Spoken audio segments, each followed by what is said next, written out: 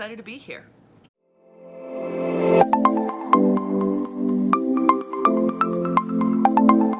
What's up, gang?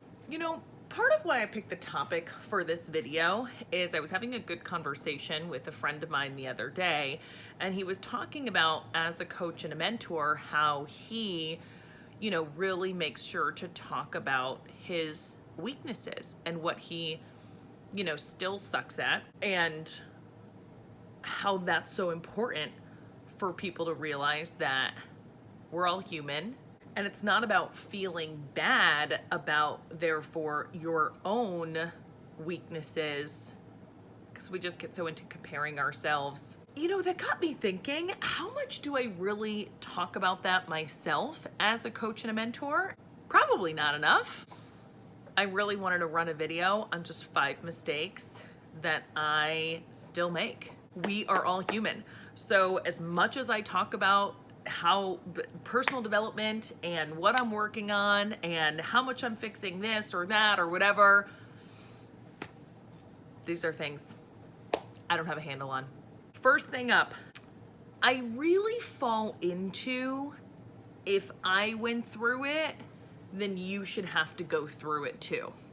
What I mean by that, as I built my business in my 20s, I worked my face off. I worked really hard. Very uphill in the snow, both ways, kind of mentality now that I'm in my 30s. And so, sometimes I really kind of fall into, hey, listen, that's the path. And instead of being more adamant in looking for ways to create a different path. Obviously, I can still be a firm believer that in order to be really successful in a career or building a business, that you should probably work hard, at least for, a period of time. I still default to that mentality of, listen, I did it, right? And that's not the reason why anybody should do anything. Let's kind of take it as like a parenting example, right? We do that a lot as parents. I mean, I only have a 2-year-old, but I can see how I will or potentially will default to this a lot as a parent. For example, I got my first cell phone when I was 16 years old. And I can picture, in the next 6 years, right? So maybe when my son is like 8, like really young, seemingly to me, related to owning a cell phone, being like, Mom, can I have a cell phone? And I imagine that my default answer is going to be like, what? You're 8. I didn't get a cell phone until I was 16 years old. But like what I did is irrelevant, right? Like parenting, business, like doesn't really matter the category. I still need to really check myself on like thinking that if I went through it, that therefore somebody else should have to go through that. Listen, I'm not advocating 8-year-olds have a cell phone. I have no idea what the age is. But whatever the age is, a reasoning of what I did 30 years prior shouldn't be the reason. I still default to a lot of that, when I want to change my default to how do I make this better, right? So like, yeah, if I worked really hard, then how can I make that easier for the next person? How can I teach the next person to actually have a better balance while they're still building a business, rather than feeling like they should experience the same thing that I experienced? Hope that kind of made sense. Number 2, I have gotten much better with money management. But man, the one place where I just consistently have a really tough time is the grocery store. I love to cook, and so I like justify it by being like, well, this is my hobby. Like the hobby is the grocery store. I honestly love every part about it. I love going grocery shopping. I love coming home and like reorganizing the cabinets in the fridge. I love cooking. I've recently got into grilling. So now I visit the grocery store and the butcher. And it's like, I have a very, very difficult time with sticking to a budget in that one category.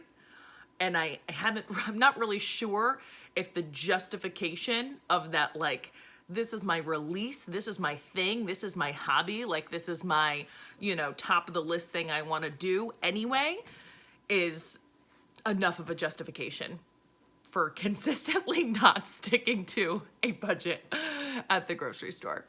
Number 3, how could you have a list of 5 mistakes that you still make and not have immediately forget people's names as soon as they tell you on that list? I have met very few people in my life that actually do have this as a strength, I suppose, in all fairness to myself. However, those people that have this as a strength, they meet people, they remember their names, they meet somebody during that conversation, they call them by their name. They're just very good at calling people by their first name. I am in awe of those people. I respect that skill set so immensely much. It impresses me so much. And I still suck at it. You guys know what I'm talking about? It's like that blackout. It's like you literally ask somebody their name and it's you think you're listening and it's like you're not even listening. And like 1 second later, I've tried to work on this. I try to go call them by their name in the interaction that we're having. And I'm like, I don't even remember the letter it started with. That is a big mistake that I still make, that I have tried to tackle. 4, the 4th mistake that I still make all the time is I underestimate the amount of time that it takes to do things all the time.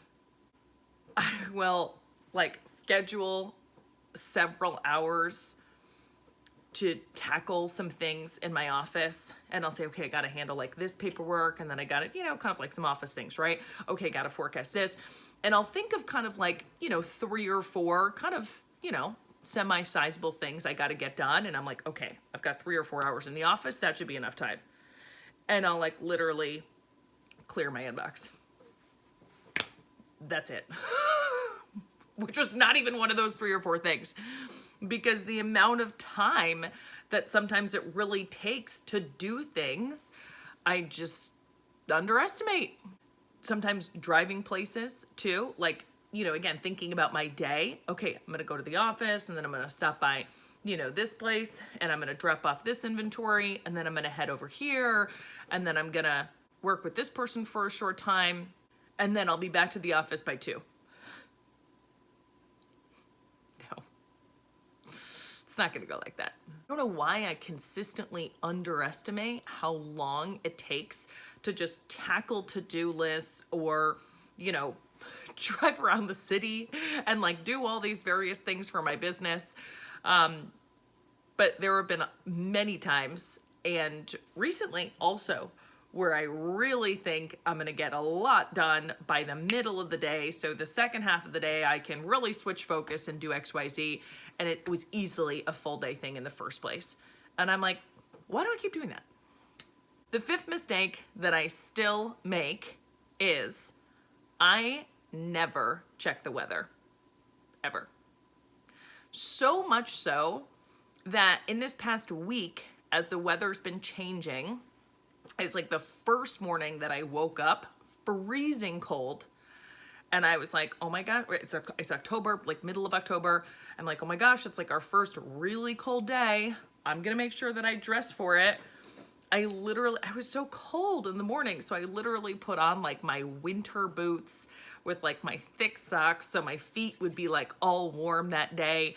And I wore like a pretty sizable warm sweater. And literally it was 75 degrees that day. Not even kidding. The only reason why I actually woke up cold was because something happened with like the thermostat and the air switched on by accident. And so like it was only cold in our house. And so it's like I'm so hot all day.